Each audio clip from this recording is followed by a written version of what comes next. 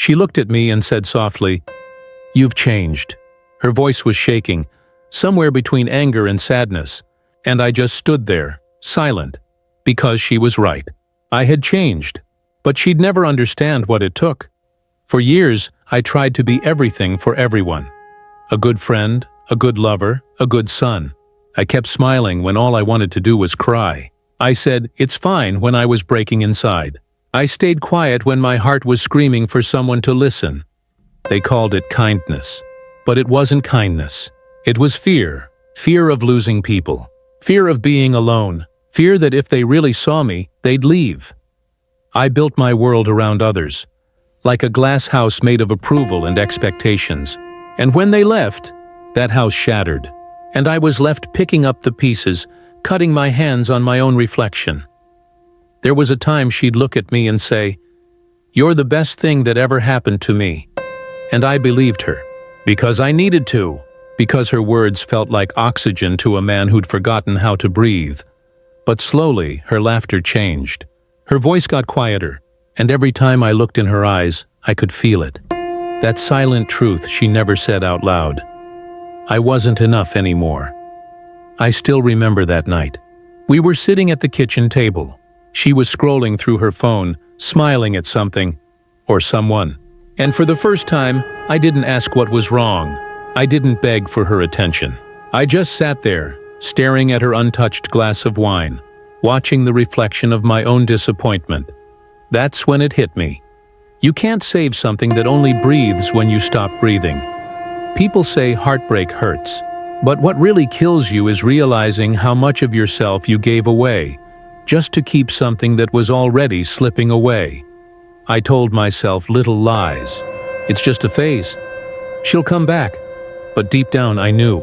Love had turned into pity, and I was haunting my own life. The night she finally said those words, "You've changed." I didn't feel anger anymore, just this quiet kind of peace, because change wasn't a choice anymore. It was survival. That night I walked out into the rain.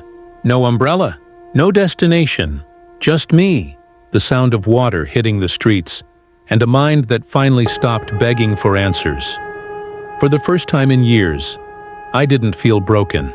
I just felt empty. But that emptiness, it was clean. It was quiet. It felt like the start of something new. She said, "You've changed." And for the first time, she wasn't wrong. You don't really notice when peace turns into noise, or when love slowly becomes silence. It doesn't happen all at once. It fades, one small moment at a time. After she left, the house didn't feel empty. It felt too full of memories that refused to leave. Full of words I never said, full of echoes of her laughter bouncing off walls that once felt alive. I kept telling myself, I'm fine, that I just needed time. But time doesn't really heal. It just teaches you how to hide the wound better. Mornings were the hardest. That one small second right after waking up, when you forget what hurts. That second stopped coming. Every sunrise felt like punishment. Every cup of coffee tasted like regret. The phone stayed silent. The world kept moving, and I stopped. Friends would say, "You'll move on." But they didn't see the nights I spent staring at the ceiling, talking to the darkness, hoping it would talk back. They didn't see me replaying old conversations, trying to find the exact moment where love started to die. Sometimes I still heard her laugh in my head, not the one from the end, but the one from the beginning, when everything felt easy, when forever actually sounded believable. At night, I'd walk, no direction, no reason, just the sound of my shoes scraping the pavement. I wasn't walking to get anywhere. I was walking just to remember what moving forward felt like. People think heartbreak makes you dramatic, but it doesn't. It makes you quiet. You stop explaining. You stop arguing. You stop trying to make people understand something they've never felt. I tried distractions, new hobbies, new shows, new faces, but nothing worked, because you can change your surroundings, but not the voice inside your head, the one that whispers, "She's gone," and you let her go. The hardest part wasn't losing her. It was realizing I'd lost myself somewhere along the way, that I'd spent so long being the person she needed, that I forgot who I was before she came along.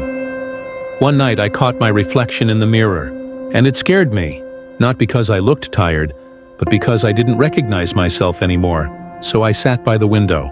It was raining again, and I whispered to myself, "She said I've changed."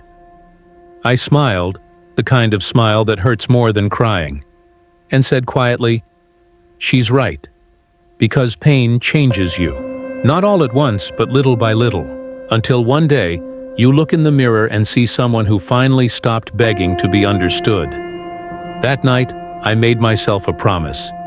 No more waiting for people to notice my pain. No more breaking just to prove I care, she said. "You've changed." She had no idea. This was only the beginning, because before peace comes healing. And before healing comes fire. There's a small sound that comes after the storm. Not thunder, not rain, just a faint stillness that tells you the air has changed. Mornings started to feel different, not because the pain was gone, but because I had stopped fighting it.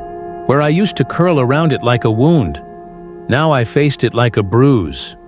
Still tender, but healing. One quiet morning while making coffee, I realized my hands weren't shaking anymore. For the first time, I wasn't rehearsing apologies in my head. I wasn't planning what to say if she ever came back. I was just making coffee. For me, I started writing again. Not the desperate kind of writing that comes from heartbreak, but small notes.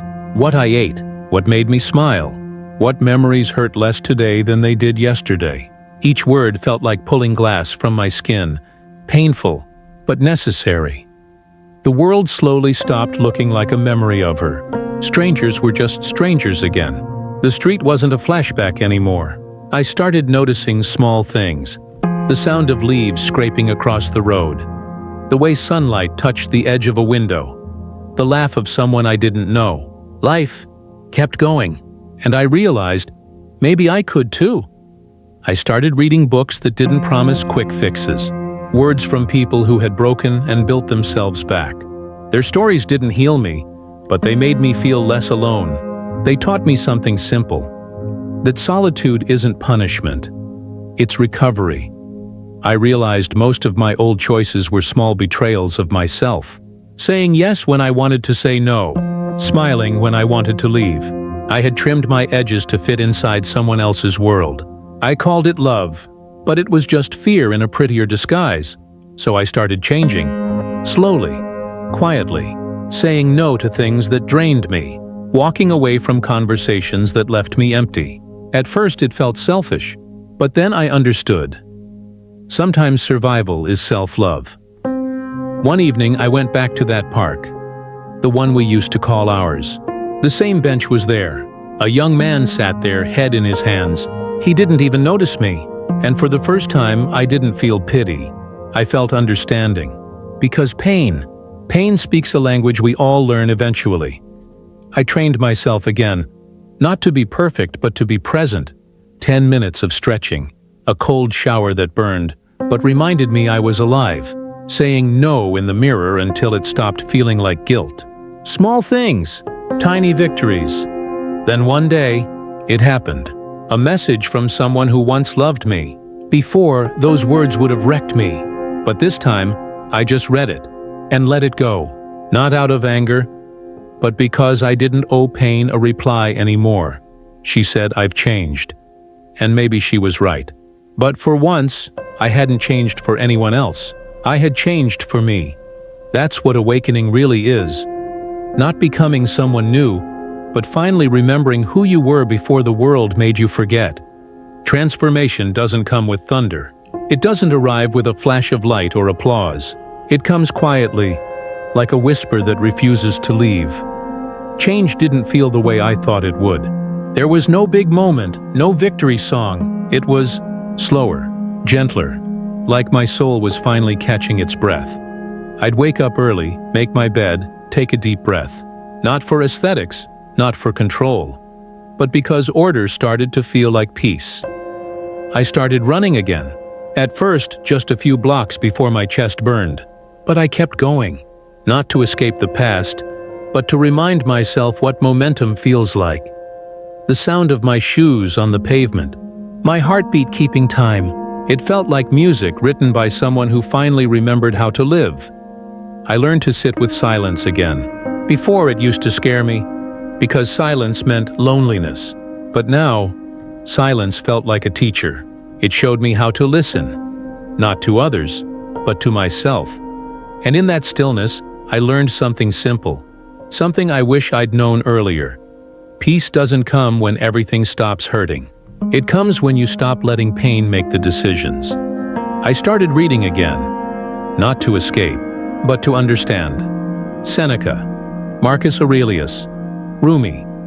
Different voices, same truth. That acceptance isn't giving up. It's letting go of the fight you were never meant to win. There were still nights I missed her, but the missing didn't feel like chains anymore. It felt like remembering an old song, something you don't need to play on repeat to appreciate. My friends noticed the difference. They said, "You're quieter now." And they were right. But this quiet wasn't emptiness. It was peace. The kind of peace that comes after you've faced every storm and realized none of them could break you anymore. I started helping people again. Not from guilt, from understanding. Because once you've been broken, you start seeing cracks in others too, and you learn to handle them gently. Transformation, I realized, isn't becoming someone new. It's remembering who you were before the world told you to forget. I stopped checking her social media, stopped rereading old messages, stopped looking for closure in places that only offered noise, because some stories don't end. They just stop needing to continue. Now I find joy in smaller things. The taste of black coffee, the sound of rain on the balcony, the weight of a book in my hands. They're not distractions anymore. They're proof that peace can be quiet and ordinary. Then one day I saw her again. Same eyes, same voice, but something had changed. Not in her, in me. She didn't recognize the man standing in front of her, and for the first time I didn't need her to. She looked at me and whispered, "You really have changed." And I smiled, a real one this time, and said, "Yeah, I finally learned how to live without suffering." That night, I went home and wrote one line in my journal. The storm is over, but I'm not the same sky anymore, because peace isn't the end of the story. It's the beginning of truth, where every thought hides a secret, and every scar becomes a map back to yourself. The past doesn't disappear, it just stops shouting.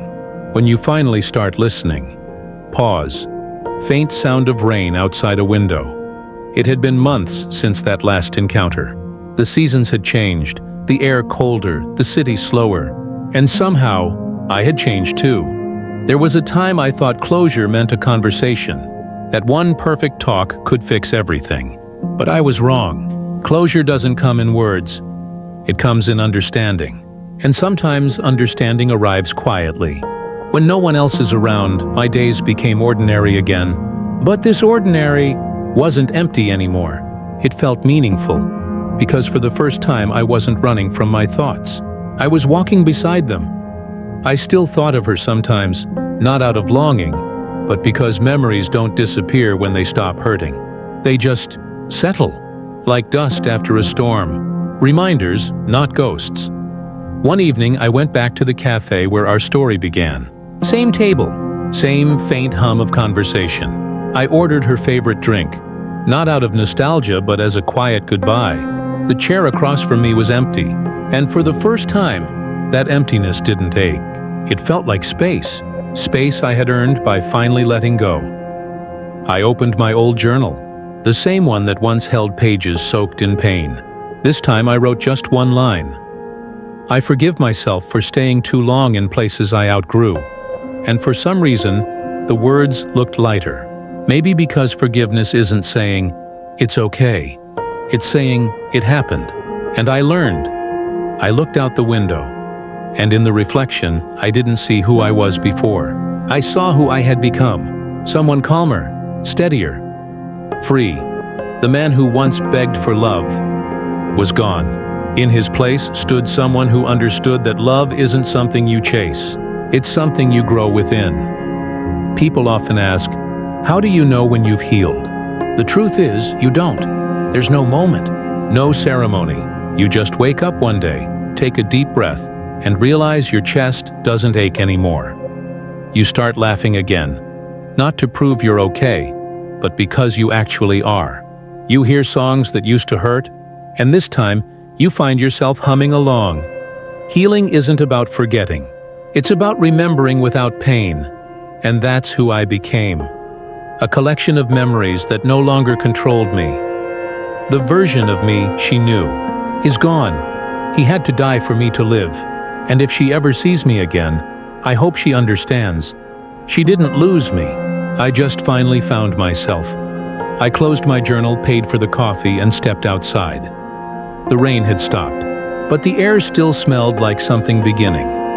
As I walked home, I didn't feel like someone who'd ended a story. I felt like someone who'd finally started one. She said, "You've changed."